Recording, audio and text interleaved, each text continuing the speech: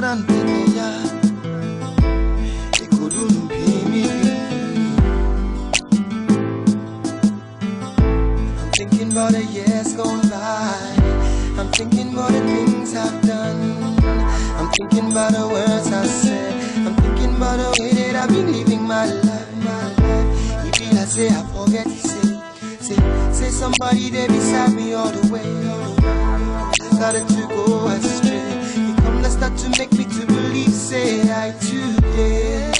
I did a lot of things without remorse, cause I never knew that I live each day by the grace. But now things have changed and my God, I realize that I am blessed. And what more can I say? But thank you, Lord.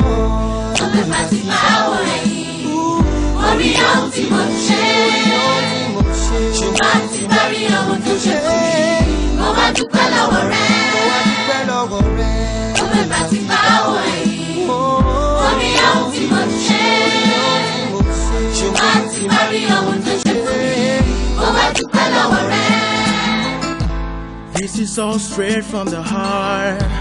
It's about the way I feel inside of me. I'm thinking about the things that the Lord has done for me. If God can provide for all the birds in the sky, what more can I say? No things say I better pass people wait on by, but I still there today. He's a miracle working God. And I believe that it's because of him that I'm living my today. Is a crazy and beautiful what I believe in. Ooh, there's so much sorrow, joy and pain, but I still gotta thank you, Lord.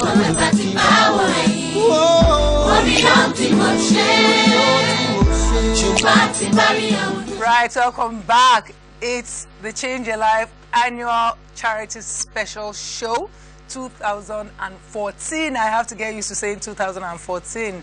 That video that you saw there was Two-Face Idibia composing a song specially for Change Your Life, and all those children are children. Every time I look at them, I remember them when they came as little tots, but then we'll be talking about that later. Today's show is unapologetically about women.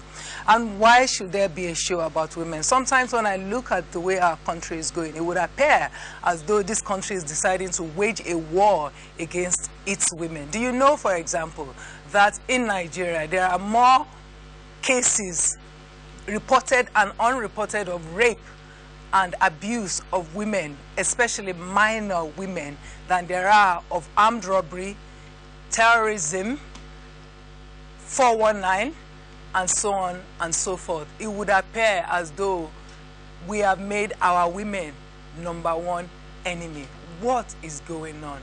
And what sort of nation are we wanting to build going forward?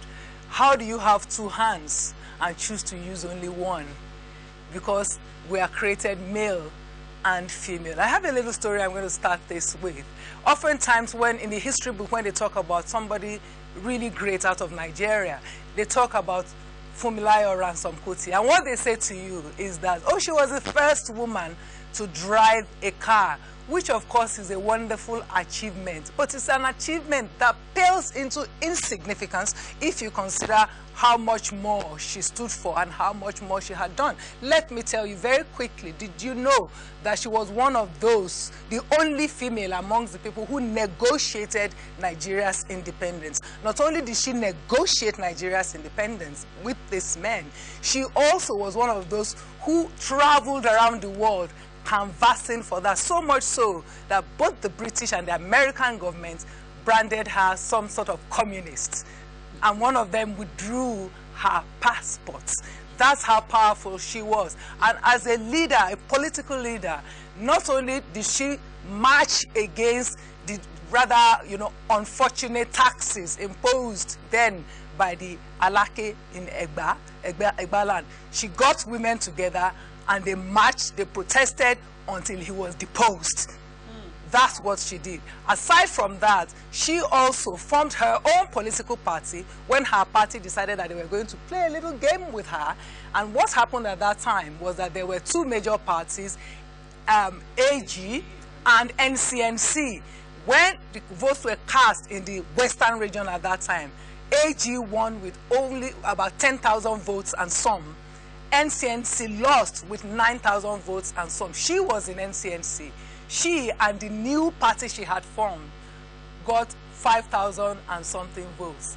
If NCNC had kept her on, her party would have won, she could have won, and she may have become Nigeria's first prime minister. That is the true history of Olufunmilayo Ransome Kuti. Also, she started adult education in Nigeria. So next time they tell you that, oh, she was the first woman to ride a car, I said, yeah, I hear that, but she also could have been the first prime minister of this country, and we wonder where this country would have gone. So, on that note, I want women who also could run this country. If you hand it over to them, sitting with me today to discuss, you know, this so-called war against our own women. I'm going to start with the younger women. You know some of them. Everywhere I go around the world, around the world, people harass me. Oh, when are you coming back on the TV in Nigeria? Oh, where is Shola Salako? Oh, where is Susan Ayonas? Oh, where is Onashe? Well, okay. I brought two of them back, and then I've got two people whom, if I was doing the show, I would also have invited on the women's panel. Why the women's panel? All the time we wanted to talk politics and all of that, they brought me men.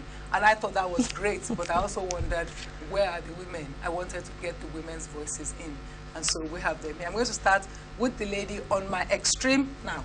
Right, left? My extreme left. You know, I know her already. You know her already. Mashe.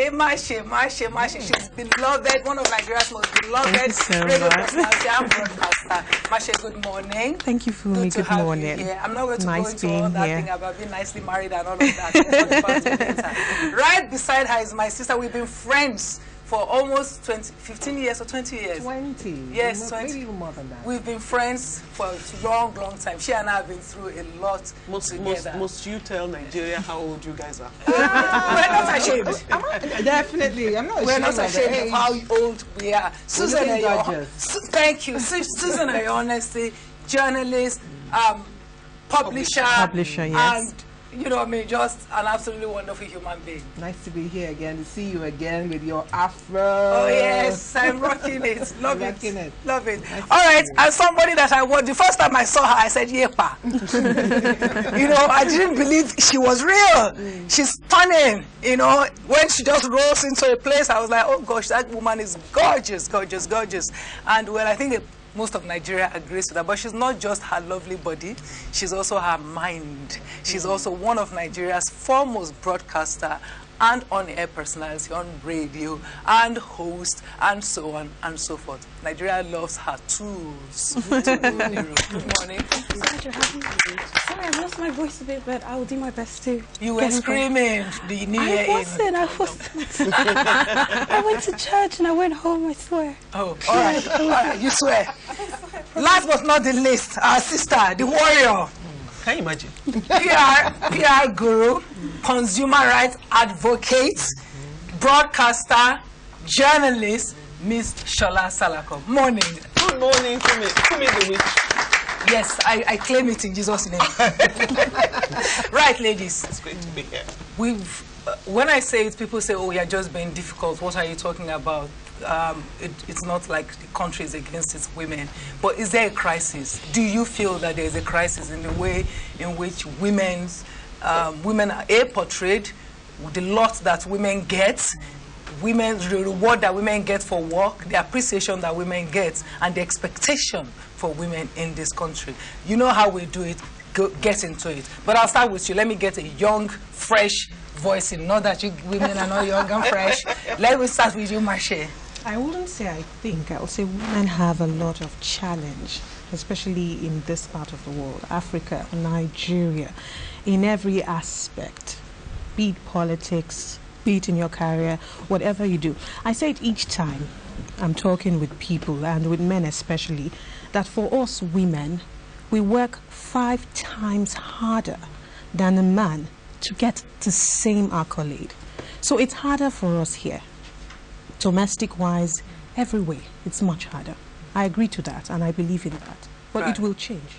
Right, and we're going to talk about how that might happen. Do you think that is true, Susan, or are we just being... Extremely true. Maybe because I've had to walk that path, and I mean, building a career for myself, and then being in an industry, more or less, where you are seen as a weaker sex, even as a media person. Is there an industry in Nigeria where you are not seen as a weaker sex? Believe you me, in the media, it's like a man's world. And here is this, at the time I started out, I mean, you know, I had looked very, very like skinny. You I'm were going to very snap into two. And here's this skinny little lady coming in and wanted to, you know, make her voice heard, you know, assert her person here. And I realized that, like she said, I had to do an extra work. I had to prove my onion, and at the end of the day, I couldn't take any of the, you know, crap that comes with, you know, having to, you know, make yourself heard there. And I think it was that extra effort that I made on my part that made me find my space. But then you find out that the men don't have to do that much work. So there's this discrimination, quote unquote, that you find silently happening in all of the sectors where women want to make their presence felt. And here are the men saying, you know what, this is how far you can go. So for you to go further, you have to, you know, do extra work to assert your ability to be as creative as they are, even more so, sometimes even better. I must say for myself that I think I did extra work and it paid off for me. And I realized that sometimes, most times, I don't want to say most times, you are usually the powerhouse there. Take the woman out of it, and you need to take a second look at what happens. So, in this environment, is a tough world for the women. Okay, why don't I feel the same way? Tell me about that. Go on. You know, I'm just listening to all of you, and I realize that yes, you really have to do a lot of work, but I don't think it has to do with the fact that I'm a woman or they're men. I think maybe we all start with that perception. Maybe because I wasn't brought up to think like there was a difference between male and female. So I just felt this is work, you get to do it. Now, the other way, the way I would think that I get the discrimination is that they look at you and think, why are you working like a man? And that's when you get the resistance.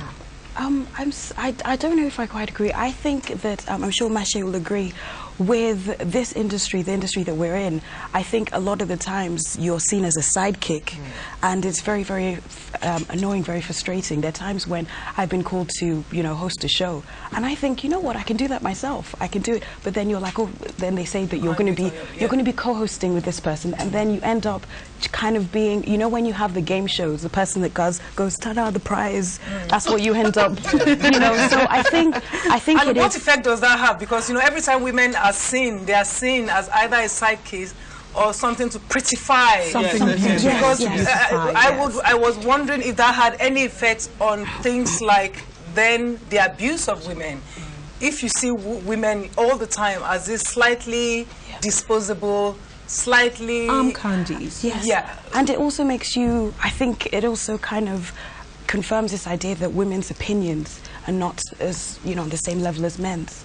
So it's one of those things where, you know, sometimes I'm at a meeting, I'm at something, and I'm talking, and it's like, oh, that's nice, dear. So what do you think? And it's more like the guys end up talking. So it's just, it's really. I think, I wouldn't want to go that far.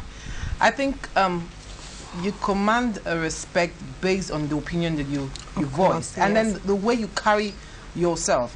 I mean, but is that demanded of men? Because I remember it was not demanded of men. That oftentimes men are not afraid to even sound stupid, but women are not forgiven for sounding stupid. Yes, but for you to get to the level where you are seen as sounding stupid, you have attained a position where they don't expect. You've built a profile of yourself where you cannot afford to sound stupid. Then they begin to think of you in that manner. But when you find the men in that situation, like you said, they can laugh it off. They can laugh over it as like, oh. I would still say, I mean, maybe I'm the dissenting voice on this panel this morning. I would still say to you that I feel that a lot of it rests with us, the women, rather than them. Because for me, I believe that it takes you to agree with whoever wants to put you down for you to feel put down. And so you can't put me down except I allow you to do it. And I don't give people an opportunity to do it. I don't entertain the idea. So if I don't entertain the idea, even when you intend it, it bounces off me, and then they have to. Shola, you're not assuming certain parameters that you have already a situation where you are allowed. There are situations where you are not even allowed either to choose your partner, to choose whether you are educated or not, to choose, you know, shouldn't those be policy things? You know, that I think something that a country, number one, how important is it to have a country where you get both men, and I'm very, very eager to emphasize that this is not anti-male, you know, this is about inclusivity. So how do you get a situation where we understand how important it is to completely engage the full potentials of our women on the women's terms? I think the first thing we need to do is get the men to relax. Do you understand? I think the women are not a threat. Yes, that they're not a threat. Because I think what we are dealing with is men who have been maybe socialized by the culture that you are the man. The woman must not be heard, you must be seen. And once a woman starts to be heard, she becomes like she's threatening your position. I think that's where the conflict starts from. I don't think it's us even talking to them, because, you know, I believe that God created all of us with the capacity to be something, whether you are male or female. But what happens is that society pushes the woman and says, you don't have to be this. This man be it, you just support him. So I think what we need to do is reorientate our men to relax and not see women as threats, and see them first and foremost as human beings like them, with the same capacity. I mean, we may seem weaker, but if you look at it, we are the ones who have the stronger emotions. We are the ones who are stronger than, you know, we can, because strength is relative. There are different sorts of strength. Exactly. I want to get young voices. You know, don't keep pushing. Exactly. Go on. I was actually going to say I agree with that, but on the flip side, I also think it's very important to empower a lot of the young women, because I think if we go across the board, I've probably been doing this the least amount of time. And when I started, because I grew up, I did grow up in the UK, and my parents, we can tell that. Especially my dad, had, I think from when I was quite young, he pretty much knew that I wouldn't say I was stubborn, but I always used to think, I want to do that, so I'm going to do it. And it wasn't a case of, you can't do this because you're a woman. And my dad had always kind of said to me, if you want to do something, I know you'll do it. So when I started here, as a radio personality, it was pretty much, this is what you're going to do. And if you're going to progress, you probably just, host a show, maybe a wedding here and there. And I remember I spoke to people that had been in the industry for, a while, just trying to find out, okay, where can I go? Because I basically fell into this, and I was trying to figure out my career path. And I said, you know what, I actually want to do this. And then you'd hear the whole, a lot of women don't do this. And it was, I kind of agree with what you said, because I got to the stage where I was like, no, I'm actually going to do it. I'm going to do this. And I set myself different goals, different targets. I didn't want to just be a radio personality. I wanted to be, like a media personality. And I did have a few people that said, you can't do this. It's very difficult for, a woman. And I still, till today, of course, I still face challenges, but I am a very determined person. I kind of say, as a person, I want to do that. Not as a woman, I want to do that. I think that if you're hardworking, if you apply yourself, if you're resilient, I think you can pretty much achieve whatever you want to achieve. Ladies, this panel was supposed to set the tone, because we're going to have several panels, and we're going to break ourselves into groups to talk with the men, because I don't want just the women talking about this. But something we're going to take a break. Yeah, they're not going away. You're going to see them, because everybody's getting worried. They're going. We want them. All right. So I'm going to play a video. I mean, the video went viral. When it was first, when she did it the first time, I was in the hall, and everybody stood up, men and women, because it was the power of what she was saying. It was Chimamanda Adichie, Nigeria's foremost writer, and foremost female, gave that talk at TEDx Houston. a year ago. And recently, we all know Beyonce sampled it. And thankfully, all the young people now are like, oh, who's that? What's that? I'd like to play that video. She said things that are very, very important. When we come back, we'll be back at the next segment. You will see a new set of, a different arrangement of the women. But we are here, we're going nowhere. Stay with us.